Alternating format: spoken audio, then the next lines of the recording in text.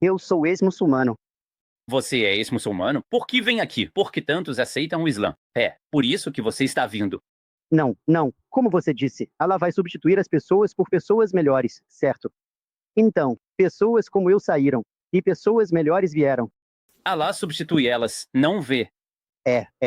Com certeza, eu consigo ver isso. Certo? Isso está acontecendo ativamente. Com certeza. Eu vejo que você está muito empolgado com isso e eu adoro que você esteja tão animado. Isso, é incrível. As pessoas aceitam a verdade. Não, não. É definitivamente porque eu vejo muitos canais cristãos e também canais hindus.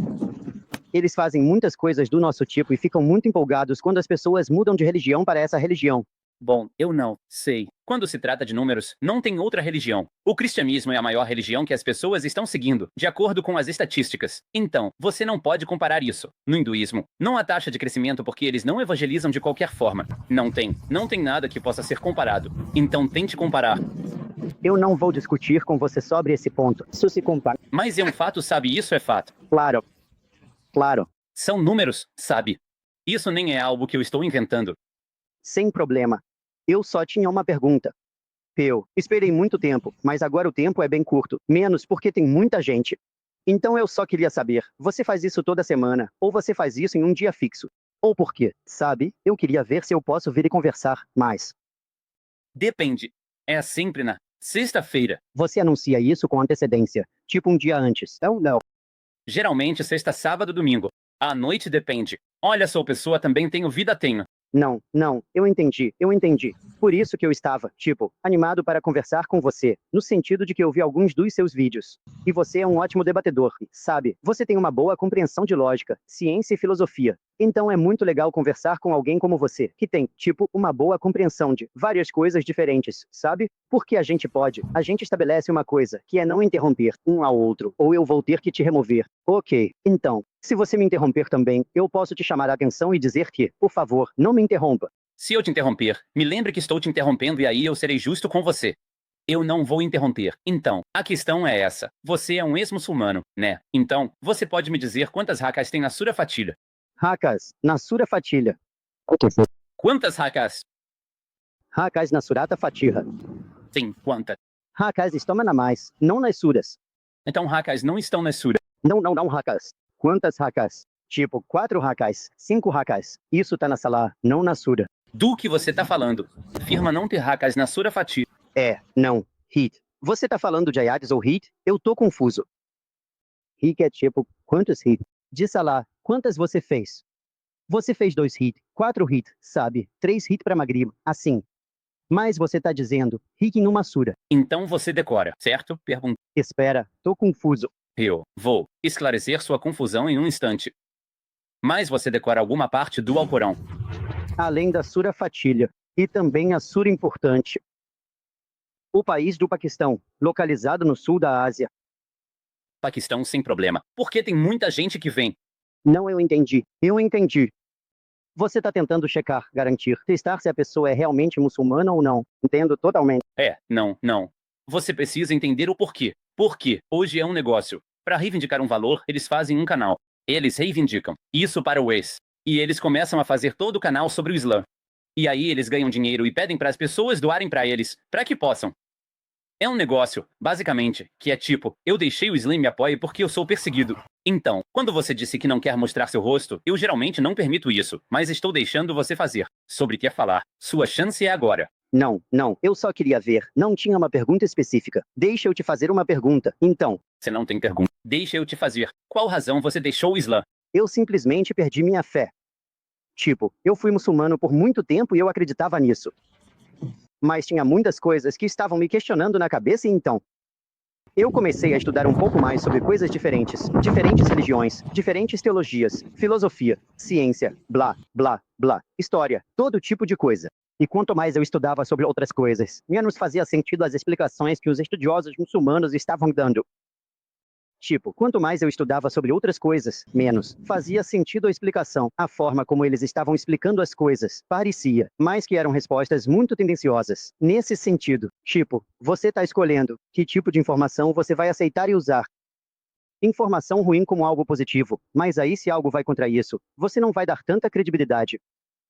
Quer dizer, eu simplesmente perdi minha fé ao longo do tempo. Finalmente, tá. Só pra deixar claro, você não acha que talvez esteja perguntando para as pessoas erradas? E eu perguntei a muitos estudiosos. Eu tenho conversas com muitos muftis, sheikhs, muitos estudiosos sábios. Eu acho que você tá nos Estados Unidos, né? Não. Você não. Se você estiver nos Estados Unidos, na verdade tem uma grande organização. Não é. Não é. São organizações enormes. Se você não mencionar nomes, eu agradeceria. Não. Essas são grandes organizações que têm conferências e tudo mais. Então, você sabe, eu vou lá, converso com os sheiks. Eu literalmente fiz tudo o que pude até agora. O que eu tô fazendo é meu esforço talvez eu esteja errado.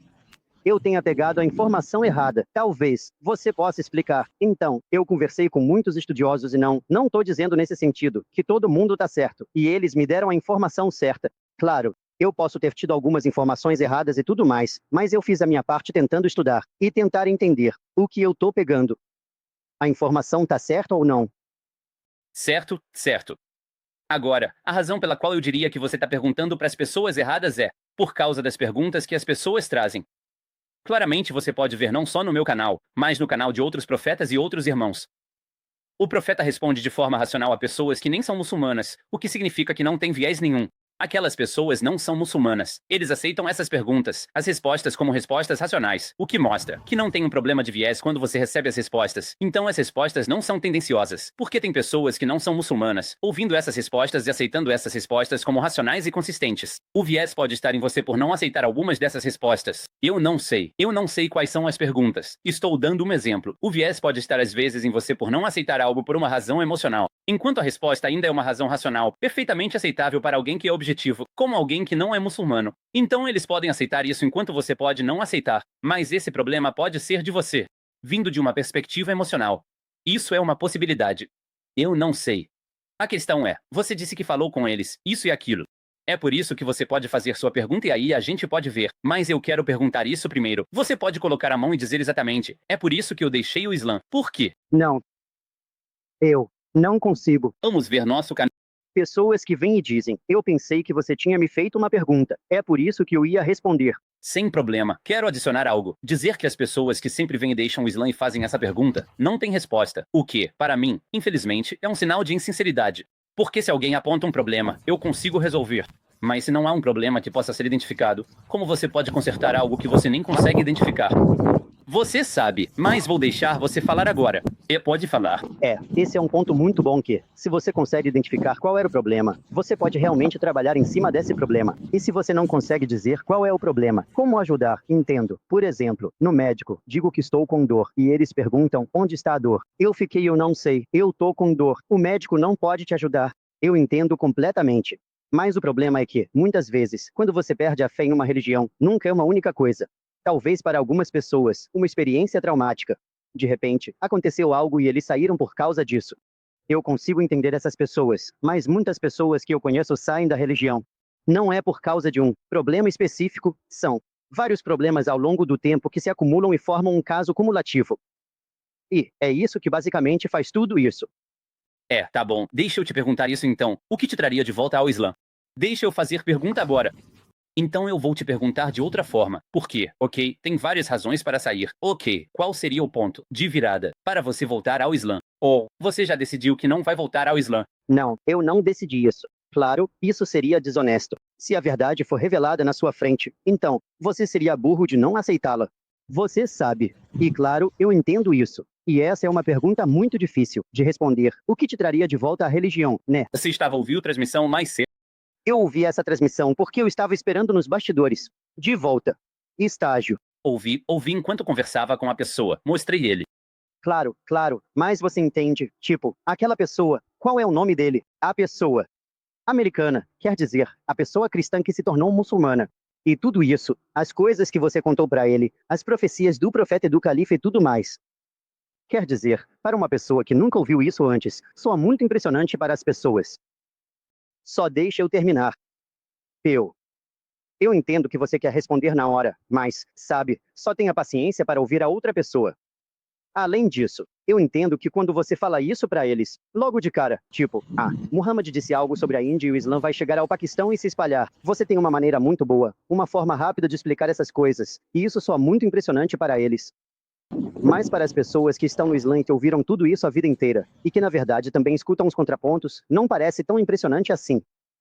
Então eu ouvi todo o contexto, tem profecia para isso, e a profecia dos romanos e dos persas. Eu ouvi todas essas profecias e tudo mais, e também ouvi os contrapontos. Então, você tem que entender que quando você está dizendo a eles que essas são as profecias, eles não sabem quais são os contrapontos para esses argumentos. Certo, certo. Uma coisa que eu quero dizer também sobre interromper, não dá pra passar muito tempo assim, né? Por quê? Senão, seria um monólogo. Vou tentar não demorar muito, mas de novo, você só reforçou meu ponto. Se for incrível. Para alguém que nunca ouviu isso antes, isso significa que uma pessoa objetiva reconhece a verdade dentro delas, porque ele não tem uma bagagem.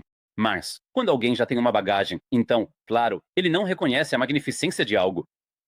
Como dizem, as pessoas que receberam uma bênção não a reconhecem até perderem. Então, as pessoas que não têm as bênçãos são aquelas que reconheceriam as bênçãos mais do que aquelas que estão dentro delas. Agora você afirma que existem contrapontos. Mas por que existem contrapontos para a profecia sobre os romanos e os persas? Pode ir. Vou dar um exemplo. Não vamos entrar em todos eles, mas vamos dar um exemplo para mostrar. Isso que você está dizendo não é verdade. Quais são os argumentos convincentes contra os romanos e os persas? Então eu vou voltar ao que você acabou de dizer. Claro, você disse que aquela pessoa, quando você fala com ela e ela fica impressionada, ela é objetiva sobre isso. Como você soube? Desculpe interromper, mas vamos, por favor, focar na pergunta. Por que você vai dizer, eu vou dizer, e isso não vai acabar? Vamos focar no tema, na pergunta, na afirmação que você fez. Você disse, vamos ter uma conversa com conteúdo. Não porque ele fez isso, mas porque ele não fez. Vamos ter algo com conteúdo. Você disse que há um contra-argumento que ele não ouviu. Esse era o seu argumento inicialmente. É por isso que vamos focar nisso. Porque o cartão é o contra-argumento para as impressões romana e a profecia do profeta. Agora, posso responder? Claro, pode falar. Ok, agora, você não consegue vir. Não, não, não. O que eu estava tentando explicar é que você não pode fazer certas afirmações e depois pular para a sua pergunta.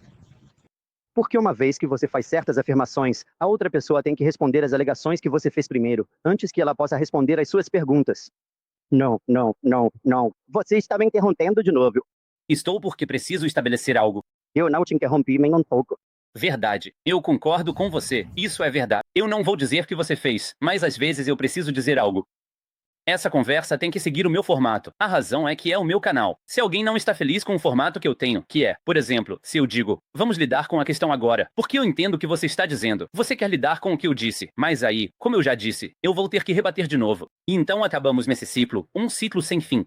E eu não tenho tempo para isso. Com todo o respeito, eu quero ter uma conversa com conteúdo. Se você estiver disposto a lidar com a questão. Estou feliz em conversar com você. Se não deixo você viver sua vida, eu posso viver minha vida. Nos despedimos bem. Se estiver disposto a participar e me dar o contra-argumento, pois acabou de dizer que não pode afirmar sem apoio. Você fez uma afirmação de que há contra-argumentos aqui. Estou te pedindo. Eu entendo que é o seu canal, certo? E você tem um certo formato. Mas você tem que entender que quando você faz certas afirmações para alguém e depois simplesmente passa para a sua pergunta, deixando suas afirmações sem resposta.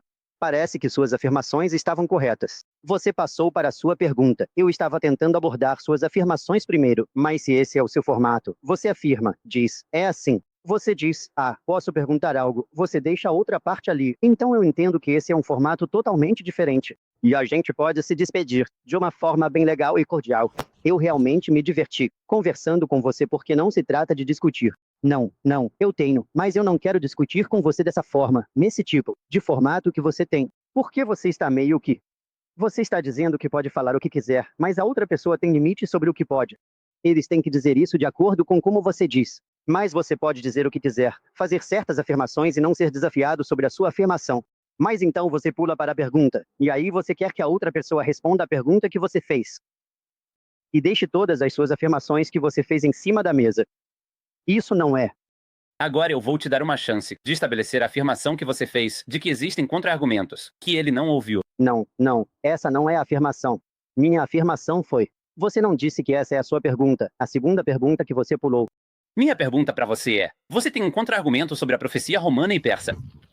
Sim, você pode explicar qual é o argumento romano e persa. O argumento é: Maomé, você disse que ouviu. Sim, eu ouvi. Eu só estou resumindo. Seu argumento é que existe uma terra persa e romana, certo? Tem uma guerra. O profeta fez uma profecia de que eles foram derrotados, mas em alguns anos, os persas vão ser os que vão ser derrotados e os romanos vão assumir. Essa é a profecia, certo? E em poucos anos, eles assumiram. Era isso, certo? Essa é a grande profecia que estou pedindo, o contra-argumento. Sim, então o contra-argumento, eu disse, como isso é uma grande profecia. Se eu apenas disser que a Ucrânia e a Rússia acabaram de lutar e, alguns anos depois, a sua Ucrânia será vitoriosa, como isso é uma profecia? Eu aprecio sua resposta incrível, então vou te deixar ir agora. Foi prazer conversar com você. Ah, muito obrigado. Realmente me diverti muito. Obrigado, tchau. Sem problema. E essa é a questão. Vocês veem, irmãos e irmãs, eles fazem uma afirmação e então você os aponta. Certo. Qual foi o contra-argumento?